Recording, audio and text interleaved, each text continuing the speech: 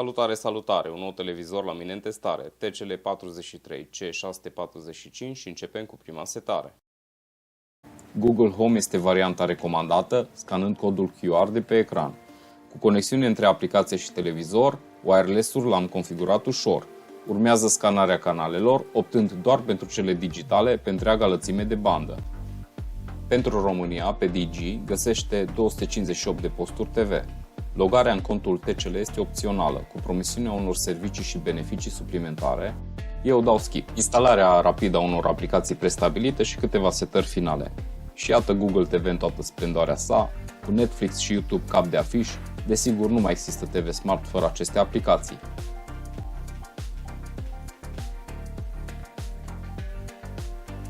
Merită menționat și Plexul și Game Center.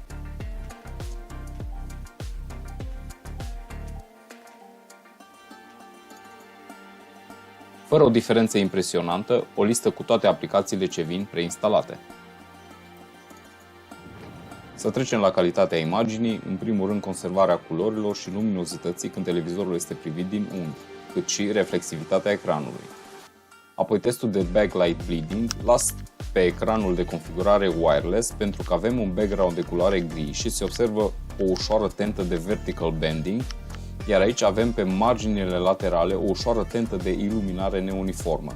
Dar, așa cum veți vedea ulterior, imaginea pe negru este chiar bună, iar negrul nu este un gri spălăcit, deci un contrast bun. Fac același test și pe un ecran de YouTube cu un background negru și observați cum, odată cu creșterea expunerii din aparatul de filmat, titlul clipului devine prea expus, iar negrul este în continuare curat și adânc.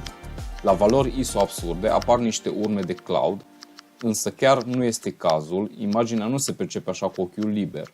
Încă un test trecut cu succes de TCL C645. Hai repejos și un test de input lag, să vedem cât de potrivit este pentru gaming. Setez modul de imagine în game pentru optimizare.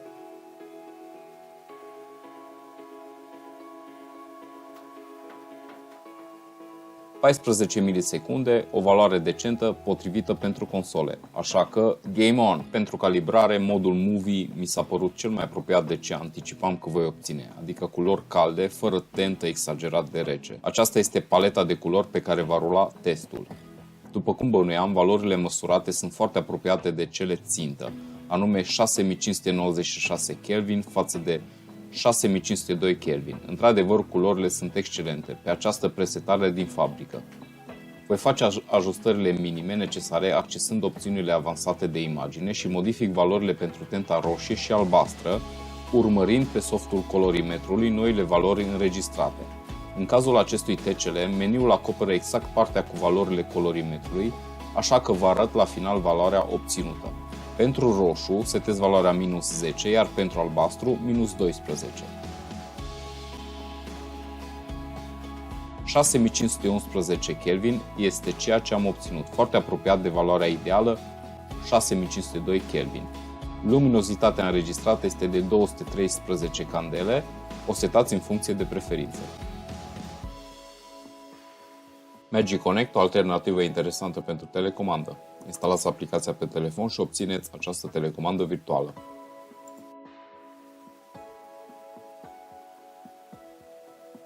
Faptul că un Google TV are acces la Google Play, instalarea VLC pentru Android asigură un media player de excepție. Accesul fișierelor stocate pe un stick USB sau în rețeaua locală este joacă de copii. VLC pune la dispoziție o sumedenie de setări avansate și unde mai pui că decodează DTS fără ca televizorul să aibă neapărat certificare. Deși merită menționat că TCL C645 are certificare DTS. Revin la funcționalitățile televizorului referitoare la posturile TV. Așa este afișată lista de canale. Dacă expandăm meniul din stânga, putem filtra posturile digitale, analogice sau radio, eventual adăugate la o listă de favorite. Cu această opțiune comutăm pe tunerul DVB-S. La Edit Channels, pentru fiecare post avem câteva operații, gen mutare, adăugare la favorite, blocare, etc.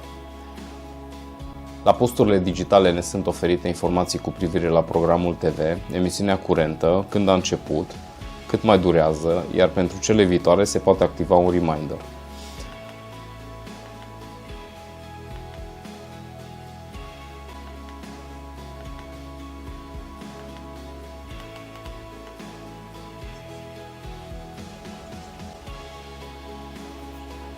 Vreau să vă arăt și viteza cu care schimbă canalele. Tunerul DVB-C este ceva mai lent în această privință decât tunerul analogic. De regulă este așa, la toate mărcile de televizoare. Dar unele parcă sunt și mai lente. Apăsarea tastei Source afișează acest meniu. Categoria Apps cuprinde aplicații recent accesate. Se poate modifica, desigur.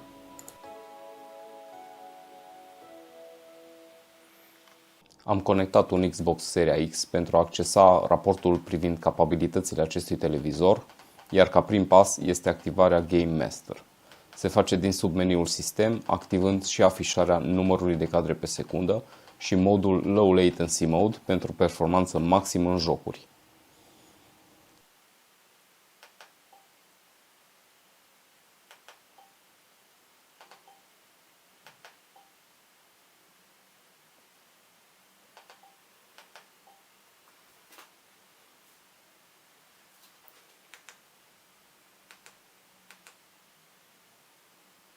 Așadar, TCL C645 suportă în jocuri rezoluția 4K la maxim 60 de Hz și High Dynamic Range 10. Tehnologia Variable Refresh Rate nu este utilizabilă la acest model.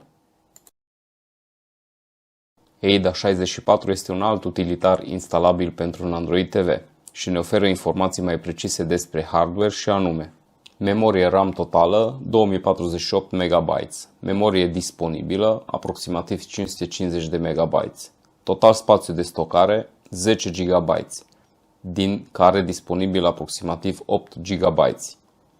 Procesor ARM Cortex A55 la 1,3 GHz. Wireless și pentru bandă de 5 GHz. Versiune Android 11. Web Videocaster, excelent pentru a prelua streamuri online, l-am prezentat în totalitate în alt video pe canalul meu. Iar Nvidia GeForce Now este bine cunoscuta platformă de jocuri în cloud. Îți face din televizor consolă pentru un abonament relativ accesibil. Jocuri de ultimă generație, grafică fără replică, însă pentru a juca la rezoluția 4K este nevoie de cel mai costisitor abonament. Puteți încerca și varianta free, însă aveți de aștepta până se eliberează un slot, uneori prea mult, în special la jocurile populare. Câteva dintre setările din meniu ce merită menționate. Că tot ziceam la LG de faptul că au integrat inteligența artificială, acestea sunt echivalentul lor. Reglaj automat imagine în funcție de context, asemenea pentru sunet, inclusiv volum automat. Dezactivare imagine și alte setări avansate.